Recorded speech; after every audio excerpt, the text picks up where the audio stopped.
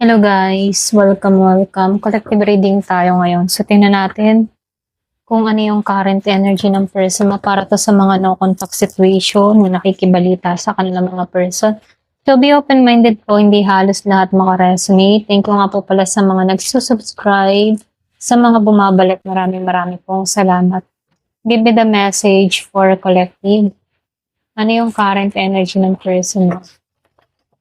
Give me the message for collective. Ano yung current energy ng person mo?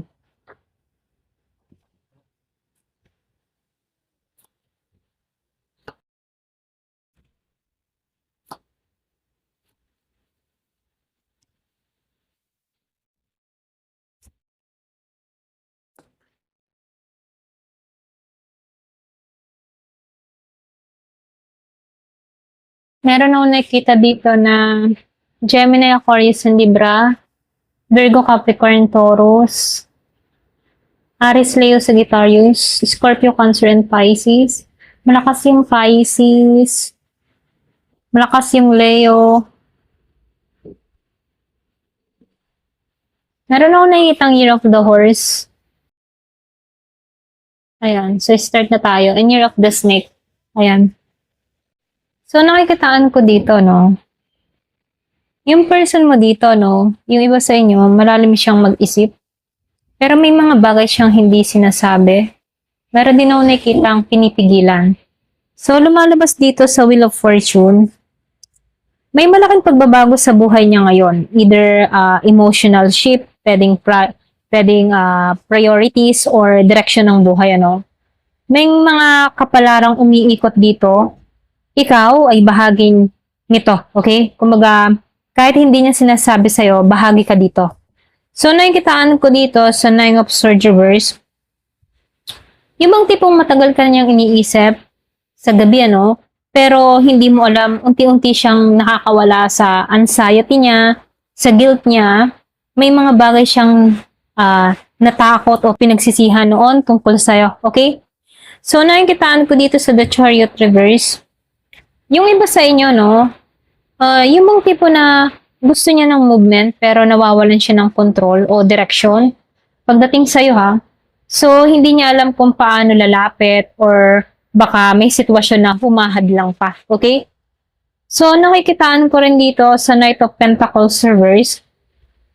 Yung iba sa inyo, no, mabagal siyang kumilos. Mabagal siyang kumilos dahil takot siyang mag-commit o pwedeng may takot siya sa responsibility.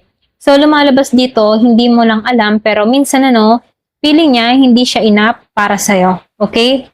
So, nakikitaan ko rin dito sa The Sun Reverse. Yung iba sa inyo, nalulungkot itong tao na to.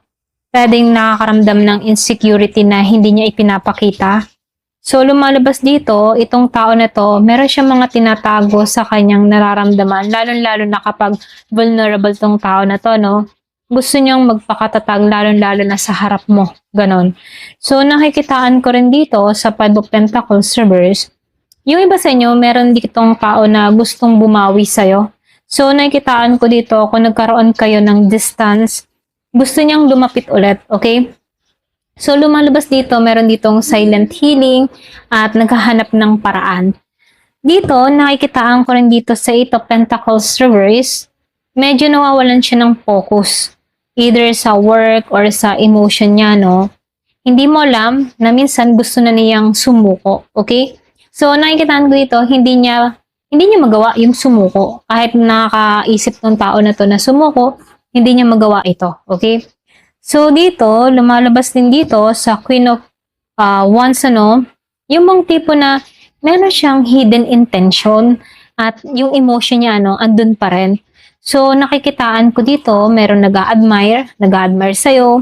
Nakikita ka niya bilang attractive na tao, confident, and nakikitaan ka niya yung bang tipong may magnet. Alam mo yun, napaka-magnetism mo dito.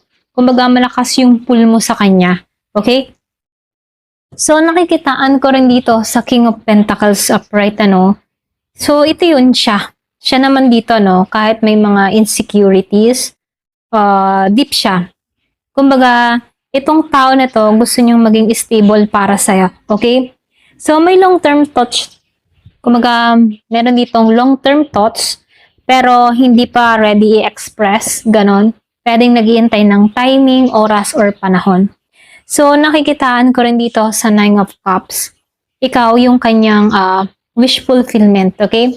So, para bang kapag ikaw ang nasa isip niya, no, gumagaan yung pakaramdam niya. So, dito, meron akong nakikitang hidden block lang dun sa iba sa inyo dahil lumabas tong Ace of Wands reverse. Kumbaga, no, nadidelay yung bagong simula sa inyo. So, nakikitaan ko rin dito, meron ditong passion, andyan pa rin, ano, pero pinipigil, alam mo yon.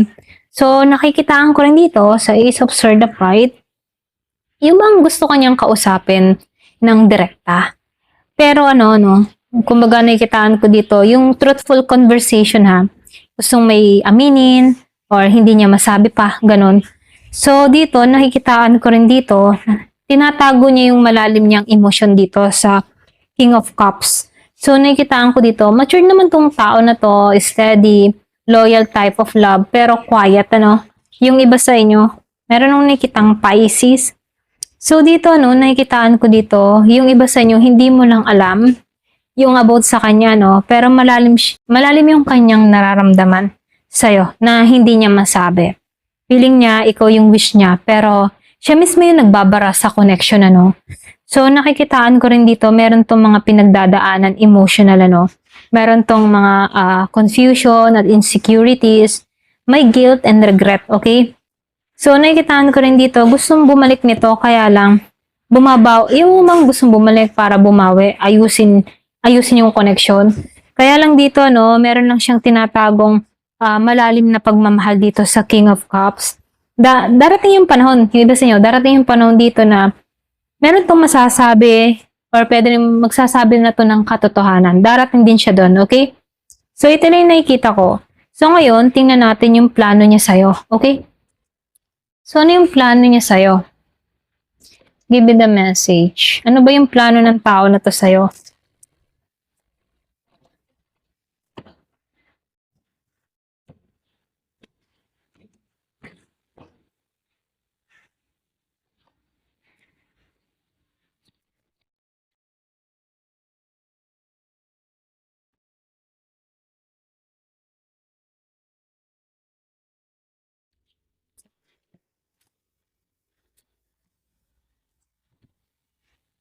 So, dito, no, lumabas tong Seven of Wands. Ito yung una agad na lumabas, ano. Meron akong nakitang meron dito nagpoprotekta, pero may pag-iwas, okay? Pwedeng pinoprotektahan yung sarili. So, yung unang plano niya dito, no, panatilihin yung connection dito. Yung iba sa inyo, no. Ngunit may bahagyang paglayo. Pwedeng ikaw lumayo ka or umiwas ka rito, no. So, nakikita ko dito, ito yung dahilan. Yung bang tipong pakaramdam niya, kailangan niya munang protektahan yung sarili niya dito. Okay? So, dito, hindi naman niya planong ikat ka. Kaya lang, dito, plano niya munang huwag muna maging vulnerable dito, no? Ng todo. Okay? So, dito, lumabas ditong Queen of Cups dito. So, yung iba sa inyo, no? Yung puso niya, yung plano niya, ay lumalambot na dito, no? Kumbaga, mas nagiging open siya emotionally dito. So, nakikitaan ko dito, ito yung card na meron ditong warm feelings, okay? Merong pag-aalaga, pag-aaruga, or pwede rin genuine yung concern niya rito, no? So, yung intention niya ay hindi para sa fling, okay? Kumbaga, nakikitaan ko dito, gusto ng tao na to yung connection talaga, na may respect at emotional understanding, ano? So, dito, nakikitaan ko rin dito yung Page of Pentacles reverse. So, ibig sabihin, ano, meron kang person dito na takot muna siyang mag-commit. Okay? So, ito yung dahilan kung bakit minsan hindi siya consistent dito, no? So, nakikitaan ko dito, yung plano niya dito, nag-hold back muna sa serious offer. So, nakikitaan ko rin dito, no? Hindi dahil ayaw niya sa'yo, no? Kaya lang, wala pa siyang tamang stability. May pagkabagal siyang kumilos, ano? So, ayaw niya magkulang pag nag-commit siya. Ganon, okay? So, dito, no, nakikitaan ko rin dito sa Queen of Wands upright. Yung iba sa inyo, nakikita kanyang goal. Ganon. Isa ka sa mga priority niya sa buhay at isip niya. Puso. Yan. I mean, ano, Isa ka sa mga ayan ba, nautal ako. Isa ka sa mga priority niya sa puso't isip niya rito, no? Andun yung attraction, admiration, yung confidence, ano, at inspirasyon na nakukuha niya sa'yo, okay? So, meron siyang plano rito. Kumbaga, pagsikapan na maabot ka. Or maging deserving para sa'yo, ganon. So, nakikitaan ko rin dito yung Knight of Pentacles reverse. Plano niyang bumalik pero hindi pa sa ngayon, ano? Kumbaga, may intent siya pero mabagal, okay? Ito yung taong gustong lumapit pero delay. So, makikita dito na yung hesitation, nakikitaan ko rin dito meron ditong practicality issues, okay? Pwedeng pera, work, or stability. So, nakikitaan ko rin dito, takot siya sa responsibilidad, yung iba ha. So, dito, nakikitaan ko dito, plano niya sa future. Yung bang tipo na meron siyang plano sa future pero sa panahon ngayon wala pa, okay? So dito no, nakikitaan ko dito yung The Hierophant reverse. Yung bang tipo na ayaw muna niyang ng traditional label, okay? Excuse me. So nakikitaan ko dito ito yung strongest card kasi yung plano niya hindi agad pumasok sa conventional relationship, okay? Kumbaga gusto niyang something different. Hindi ba pressure or hindi biglaan, okay? So, hindi ibig sabihin ayaw niya. Kumbaga, gusto niyang mangyari ito sa tamang timing, hindi dahil sa napipilitan, okay? So, lumalabas din dito yung Four of Cups reverse, ano? Meron siyang plano ditong bigyan ka ng second chance or pwede rin naiisip ng tao na to na bigyan ka ng pangalawang pagkakataon kung ikaw yung nagkasala sa kanya rito, no? So, nakikitaan ko dito, meron ditong pagbubukas ng mata or pwede rin meron siyang plano na revisit sa reconnection. So, nakikitaan ko dito, meron siyang pasensya na. Meron siyang i-reconsider sa'yo, okay? So, nakikitaan ko dito, hindi siya completely na lumayo. Nag-observe lang siya. So, nakikitaan ko dito, balang araw, lalapit siya ulit. Ayan, pasensya na ha. Kasi naulan, malakas ang ulan. So, dito, lumalabas din dito yung Justice. Meron dito biglaang, may bagay siyang hindi pa ayos, ganon. So, ito yung malaking dahilan ng delay plan niya rito. Kasi, meron tong guilt or pwede rin may unfinished issue, may imbalance sa buhay niya. Meron siyang takot of being unfair, ganon. So, may may truth siyang di pa maamin, ganon. So, nakikitaan ko dito, dahil dito, pinipili niyang wag munang kumilos ng diretsahan, okay? So, nakikitaan ko rin dito yung The Hermit upright, yung iba sa inyo, meron tong plano, okay? Pwedeng pag-isipan ka or pwedeng iniisip ka ng tao na to or andun yung focus niya sa'yo, no? So, nakikitaan ko dito, yung bang tipong hindi ka niya kinalimutan, ganon. Kumbaga, iniisip ka ng tao na to, minamasdan ka niya. So, yung hermit kasi dito, ito yung malalim na contemplation. Kumbaga, napagnilayan niya yung nararamdaman niya, nahanap siya ng clarity, or pwede rin natagpuan niya ito. Alam niya kung ano yung tamang approach dito. So, nakikitaan ko dito, ito yung card na nagpapakita ng maturity or matured na approach. Yung tipong hindi pa dalos-dalos, ganon. So, dito, lumalabas din dito sa 8 of Swords reverse. Plano niyang kumawala sa takot, ganon. So, nakikitaan ko rin dito, he wants to free himself, from the pattern na pumipigil sa kanya, ganon. So, nakikitaan ko dito, takot siya sa commitment, takot sa failure, or pwede rin takot siya sa rejection. Merong mental block. Pero plano niyang i-unblock yung sarili niya bago lumapit sa'yo rito. Okay? So dito, nakikitaan ko dito sa The Fool upright. Yung iba sa inyo, nakikitaan ko dito, merong bagong simula. Yung bang meron ditong bagong simulang gustong makicommit, alam mo yun? So, pwedeng gusto niyang fresh start sa'yo, okay? Yung tipo na meron siyang ultimate plan para sa'yo, yung bang malinis, ganyan. Gusto niya ng new beginning, yung tipong hindi mabigat lang, yung hindi nauungkatin yung nakaraan. So, lumalabas dito, willing siya maging brave eventually, ano. So, nakikita ko dito, hindi naman ito fling card, ano. Kumbaga, ito yung bagong chapter, okay? So, dito, ano, nakikitaan ko dito yung Ace of Swords, reverse. So, yung iba sa inyo, no, meron siyang hindi pa nasasabi sa'yo ngayon.